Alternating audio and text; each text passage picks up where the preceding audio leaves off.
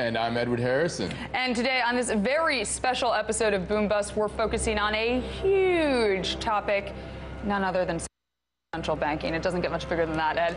And we're going to take a look at the institutions that oversee and manage the money supply, banking systems, and the currencies of the largest economies in the world. And we've invited 4 guests to help break it down for us. Absolutely. So first up, we have Mr. Peter Schiff. Peter is the CEO of Euro Pacific Capital, chairman of Schiff Gold, and host of the Peter Schiff Show. Next, we have one of my favorite guys around, Mr. Marshall Arabak. He's coming to us from New York, and Marshall is Director of Institutional Partnerships at the Institute for New Economic Thinking, and he's also a research fellow with Economists for Peace and Security. And also, we have Richard Ebling. Now, Ebling is coming to us from Baltimore, and he's the former president of the Foundation for Economic Education, the author of Political Economy, Public Policy, and Monetary Economics, Ludwig van Mises and the Austrian Tradition. And rounding out this very esteemed group, we have Mark Weisbrot. Now, Weisbrot is the co-director of the Center for Economics and Policy Research and author of Failed: What the Experts Got Wrong About the Global Economy. Good title. Good title, Mark. Now, I want to start off by saying, on Wednesday, March 18th, the Federal Reserve announced that it was dropping the word patient from its policy planning vernacular. Now, this opened the door for the central bank to raise short-term interest rates by mid-year, but they aren't ready just yet to walk through that door. Now, we've got lots to discuss, so let's not waste any time and get right to it. Ed, you want to fire off the first question here? I do. I want to ask Marshall. Marshall, the Federal Reserve met very recently and decided to remove the word patient from its policy statement, signaling it could raise rates at any time from June forward. My question to you is, why should the average person care if the Fed raises rates? And, what impact does the Federal Reserve have on ordinary lives? I think the impact, to answer the second part, that the Fed has on ordinary lives is rather overstated, and I don't think really most people should care that a little bit of verbal legerdemain is being taken out of the Fed statement. I actually celebrate the fact that the Fed is going to stop mollycoddling the banks and foreshadowing every single move that they make. In terms of the impact, well, I guess the obvious one will be on interest rates that are weighted toward, or structures that are weighted towards the interest rate increases. So mortgages would be one obvious area, and housing is an important area of the economy. But the reality is that we don't really know what the impact will be. This is an unprecedented experiment, and that the Fed has undertaken over the last few years. And the reality is that for every borrower that might be hurt by the increase in rates, there is a saver on the other side who will benefit. So I've always felt that the impact of monetary policy in general is overstated, and it's very diffuse and unpredictable. And I've always thought fiscal policy in that regard is much more germane. Peter, I want to direct the next question at you. First of all, do you agree with Marshall and what he's saying? And would a rate hike at this particular time be a good thing? Well, first of all, I don't think that what the Fed has done is unprecedented. I think history is littered with nations that have been destroyed by the type of monetary policy that we're pursuing. But I think the Fed needs to raise interest rates badly. They should have raised them years ago. But the reason they won't raise them is because they don't want to pop the bubble that they inflated. We don't have a real recovery. Thanks to the Federal Reserve, we have a gigantic bubble. The Fed has prevented a recovery from taking place, and so they've never intended to raise rates. The problem is economies work best under a free market, not centrally planned economies. But we have turned over interest rates to central planners, and they make huge mistakes, predictably. And now we stand on the precipice, I believe, of a worse financial crisis than the one we had in 2008, thanks to the actions of the Federal Reserve. Well, Richard, Janet Yellen mentioned in her last press conference that equity prices were in the normal range, she said, by most conventional measures, if somewhat elevated, as if to say the monetary policy of the Fed had been just fine in terms of financial stability. So, Richard, do you agree with that? No, I don't. I think you have to understand, and this is part of what I think Peter was just saying, is that we do not have a normal and market-based functioning financial market arrangement. The fact is that the Federal Reserve has been manipulating interest rates for years now. They created the previous bubble that became a burst, and they've continued to expand the money supply through their quantitative easing, until in fact what we have is a situation in which we don't have a price system in the financial markets in the normal sense. If you push interest rates through monetary manipulation down to zero, and you keep it there for years, where is the price mechanism to tell us what people's real savings are in the economy and what a market-based profitable investment is when you can't compare the possible profit with any real market-based interest rate reflecting resources set aside to sustain investment? As far as the Federal Reserve raising interest rates, it shouldn't be either raising interest rates or lowering interest rates. It should be allowing markets to set interest rates precisely so we can find out what is the real scarcity of savings in the economy, so the market and investors can adjust to that to keep investment in step with savings and not cause the imbalances and distortions that inevitably will create another bust once this boom has ended. Now, Mark, I want to direct this question at you and all of the panelists. Remember, this is a discussion, so if you feel fired up, feel free to weigh in. We love to hear that. I'm looking at you, Peter, obviously. We love a lively debate. But, you know, Mark, I want to ask you, why do you think the Fed has resisted hiking interest rates? Well, you know, let's step back from the ideological arguments and just look at what the Fed does when it raises interest rates. Now, all economists know this, but the public doesn't. And I think we'd have a different policy, and we'd have a whole different country if everybody knew that when the Fed raises interest rates, what they're actually doing intentionally is slowing the economy and throwing people out of work. And the idea is to throw enough people out of work so as to put downward pressure on wages, to keep wages from rising, or to slow down the rise in wages if they are rising. And that's what they do. Now, the rationale is that they have to do this to bring down inflation. But if everybody knew this was what the Fed was doing, I think you'd have a very different situation. And that's what's going on. That's why they're reluctant to do it, because, first of all, wages have been stagnant or declining for the vast majority of the labor force since 1979. So that is why we have such terrible inequality. That is why we have, for the first 3 years of this current recovery, 91% of the income gains went to the top 1%. That's not the whole reason, but that's a big part of it. Most people get their money from wages and salaries. So this Fed policy is huge. Central bank policy is huge all over the world. It has enormous impact on employment. And that is why the Fed is reluctant and should be reluctant to raise interest rates, because most Americans still haven't benefited from this recovery. Median household income is down about 3% since the recession ended in the middle of 2009. That's really no good for the vast majority of people. Well, what about the markets here? I mean, Marshall, as Janet Yellen held her press conference at the Fed's Open Market Committee, the statement that they released, she said both equity and bond markets reacted by rallying to what she was saying, as if to say the Fed is not going to raise rates soon. Do you think that the equity market is prepared for rate hikes? You know, it's hard to say. I've given up trying to guess what the equity markets are interpreting or what they, because as I think a few of the other panelists have suggested, we do have a financial bubble in the making, and you know, when the numbers look bad, that's considered to be bullish because it means that the Fed will hold off increasing interest rates. When the economy has some good numbers, that's also considered positive because it means the economy is recovering and we're going to have higher earnings. So, I mean, it's a whole bunch of gobbledygook as far as I'm concerned. And the broader question, though, I think that Mark discussed is the most relevant. Who's gained from the boom in the equity and in capital markets in general over the last 5 years? It certainly hasn't been the average American. And I think the Fed has been complicit in effectively trying to restore the status quo ante that got us into this mess in the first place in 2008. So in that sense, I think they are worthy of a lot of criticism.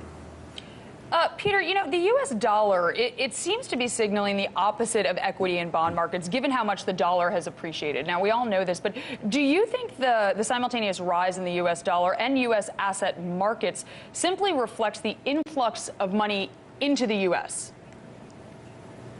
Well, it certainly reflects the opinion, which I think is completely wrong, that the U.S. is enjoying a legitimate recovery rather than a bubble, and the expectation that the Federal Reserve is going to be raising interest rates. Neither of those expectations are true. We don't have a real recovery. It is a bubble, and the last thing the Fed is going to do is prick it intentionally. I think we're going to have quantitative easing for QE4. That's around the corner. The Fed doesn't want to admit that because it would be very destructive to actually admit the predicament. So it wants to pretend that everything is okay, that it's intending to raise interest rates at some point in the future, even though it knows that its next policy is going to be another round of quantitative easing. So I think the currency speculators who are betting incorrectly on the U.S. economy and on a tighter monetary policy, I think they're going to lose a lot of money, and ultimately the dollar is going to collapse. And certainly the U.S. stock markets have been the beneficiary of a lot of foreign safe haven money because investors in U.S. stocks have also enjoyed the gains of the U.S. dollar when they look at their returns in their respective currencies. But when the dollar starts to head south, that will also undermine the real return on U.S. stocks, and I think there could be a lot of selling coming from abroad. Well, let's look at this from abroad in that case then. Richard, do you think the strong dollar will create stress on other countries due to the U.S. dollar's role as a reserve currency? Well, I think that a lot of countries in the world, including the European Union, Japan, they prefer to have a strong U.S. dollar right now because that means, obversely, that their currencies are weak. And they suffer from this illusion that you can have a permanent prosperity by having a weak currency to stimulate your exports. The fallacy of that is that the only way they can keep their currency weak is to have a loose monetary policy in their own country, which threatens worsening price inflation for themselves down the road.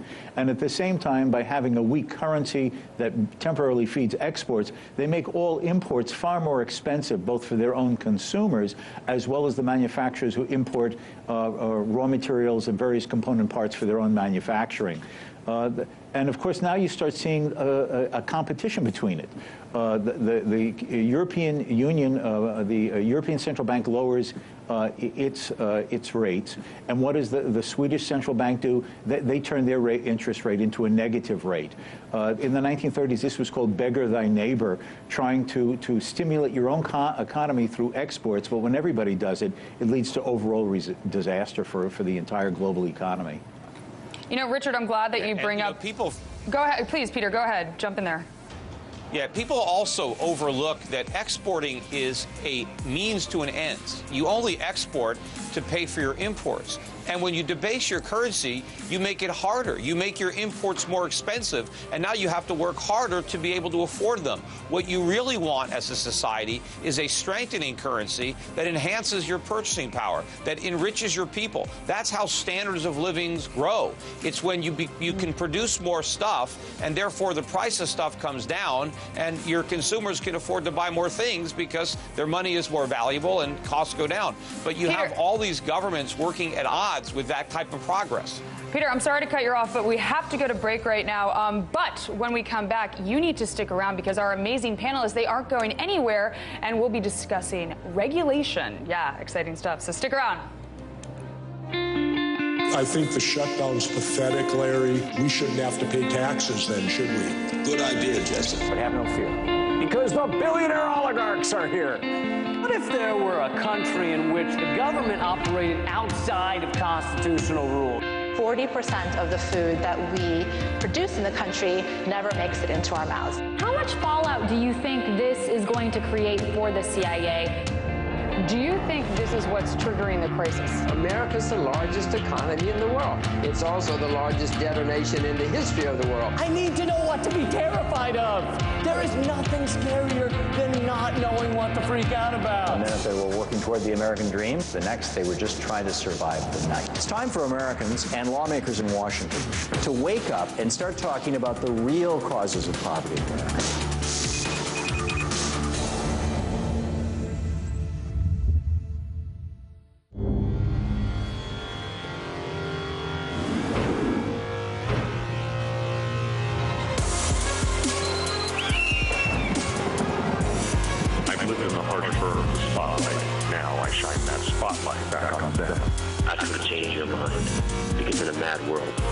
only bold negative. Actions speak louder than words. And in a world where words mean nothing, I'm watching.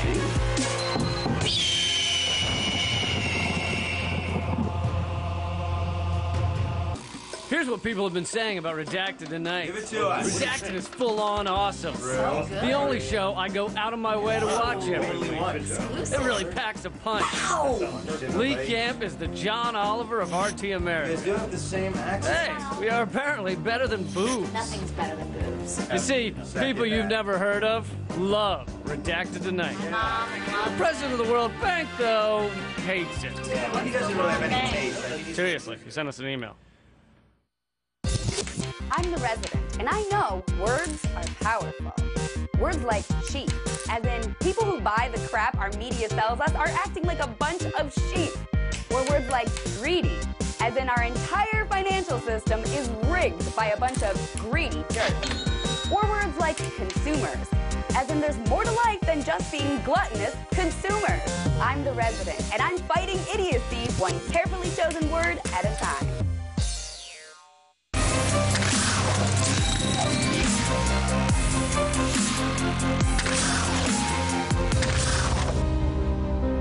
Welcome back to the show. Now, before we continue our discussion, let's quickly take a look at how a little-known committee in Washington, D.C. has changed the rules for regulation at the New York Fed. Boom Bust producer Bianca Fascini tells us more. Last week marked the first time Fed Governor Daniel Tarullo exercised new regulatory power at the Federal Reserve when announcing the stress test results for major U.S. banks. As a result of the 2008 crisis, the Fed decided to create the Large Institutions Supervision Coordinating Committee, which was outlined in a paper known as the Triangle Document. Although it was written 5 years ago, the paper was not disclosed of until recently. As the Wall Street Journal put it, Washington is now in charge of bank supervision, similar to the way the State Department manages embassies.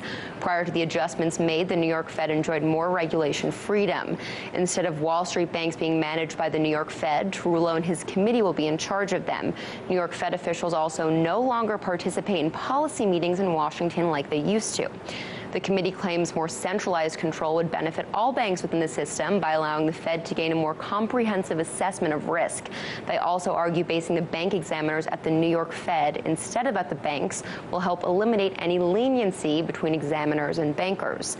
In a statement, New York Fed President William Dudley expressed support for the move, saying he believes in a more integrated Federal Reserve System approach and called it an important part of our effort to ensure effective supervision of the nation's largest financial institutions. Though Fed Chair Janet Yellen also gave her support, this ultimately means more work for officials in both New York and Washington. In Washington, Bianca Fascini, RT. Now, on the subject of regulation, we'd like to play our panelists here a quick clip by one of the more vocal proponents of Fed regulation. So take a look at this, guys. I rise today in opposition to secrecy, in opposition to the veil of secrecy that closes the money changing that takes place in the temple of the Federal Reserve. While the money changes hands, the moneyed class gets richer and the middle class gets shortchanged. Now, that was Rand Paul talking about audit the Fed legislation, obviously. And I'm going to direct this one to you first, Richard. What do you think about audit the Fed legislation? Good, bad? What are your thoughts on it? Well, the fact is that the Federal Reserve is a government agency. It was chartered by the Congress. The Board of Governors are appointed by nominated by the President and approved by the Senate. It's a government agency, regardless of how they technically try to present it. And a government agency, therefore, should have a degree of transparency to inform the public and the country as a whole as to what it's doing and how it does it in terms of its portfolio and other activities. But, of course, the fundamental problem here is, in fact, the central bank itself. And that is that the central bank is monetary central planning. The president nominates a board of governors who then become the monetary central planners of the country. It's presumed that these handful of people have the knowledge, wisdom, and ability to know how much money should be in the economy, what interest rates should be, what the value of the currency, both domestically and internationally, should be, as opposed to the more reasonable approach of having a market-based monetary system, a private competitive banking system in which the supplies and demands of consumers and producers, users of currency, savers and investors regulators wishing to interact could determine interest rates, the degrees of risk, the types of risk, the type of financial institutions that they want to use, rather than one size fits all through a comprehensive system of government control through the Federal Reserve and other regulatory agencies. That's the fundamental problem. Now, Marshall, let's assume for a second that the Federal Reserve should actually exist at all. Given the fact that it does exist and that you're saying that it should exist, do you think that actually centralizing control in Washington under Dan Tarullo is a good thing? Well, I happen to like Dan Tarullo, and I think he's one of the few people at the Fed who hasn't become prone to regulatory capture. So I'm very sympathetic to the moves he's made. He's made life considerably less comfortable for Wall Street than, say, Tim Geithner did when he was at Treasury or at the New York Fed, or indeed the New York Fed in general, which I think has tended to mollycoddle Wall Street for far too long. So I do agree, but I also think that you have a broader problem, which is that you have a very, very complex financial system. It's overly, our economy in general is overly financialized. And I think I would like to see finance downside because regulation, Andy Haldane at the Bank of England has made this point that you've got a very complex financial system, and as a result of that, you have regulators struggling to keep pace with the extent of the financial innovation that's being undertaken by the banks. And so the problem becomes that you have an ever more cumbersome regulatory structure on top of an ever more cumbersome banking structure. And I would like to see the banking structure simplified, and therefore you could simplify the regulatory structure. And I don't see any signs of that occurring, and I think that's bound to be a problem. There's a certain hubris attached to the premise. As Richard said, I happen to agree that it's ridiculous to think that a handful of central bank governors can be the best arbiter of risks. I think this is a problem that Hayek made as well a few decades ago. But that said, I don't think the markets themselves have done a great job and if you're going to go for a market-based system, which I think many in Richard's camp would go for, then I think you would have to also allow these banks to go bust in addition to so that you could have the proper pricing signals being sent to them. Now we're a long way from having that sort of a debate, but I think that if you're going to be consistently arguing that libertarian line, you've got to take it all the way through. Otherwise, I think you go for a much more simplified type of banking system like we had between the 1930s and the 1970s. Mark, I want to direct this next question to you. Instead of relying primarily on regulation to do the job, why can't the risk-taking that financial institutions take be absorbed via higher capital requirements, such that losses, the losses, they basically tame institutions without having to worry about bailouts. Essentially, higher capital requirements let the institutions themselves suffer the brunt of, the burden they're gonna face. Well, yeah, I think that's a good idea. I also agree with Marshall, though, that the financial sector is way too large and doesn't serve its basic purpose anymore, which is supposed to be to channel as financial intermediaries, to channel savings to productive investment. It's just become huge. It was a huge force in bringing about well, two of our last recessions were caused by the bursting of asset bubbles, and they played a huge role in that. And so, yeah, we need all of these things. But I also think that Fed policy itself is really essential. And I mean, we can debate, whether we want to go back to the 19th century, where, before the Fed, where we had, depressions and much more instability in the economy and crashes but I don't think that's really worth it. I think we have a central bank like every country that I know of in the world, and it does set monetary policy. And the question is it going to set monetary policy that allows employment, full employment, like we had briefly in 2000? for example. We had 4% unemployment. And are we going to allow that to happen? Is the Fed going to allow wages to grow? And, you know, because when unemployment is high, you know, wages don't grow as much.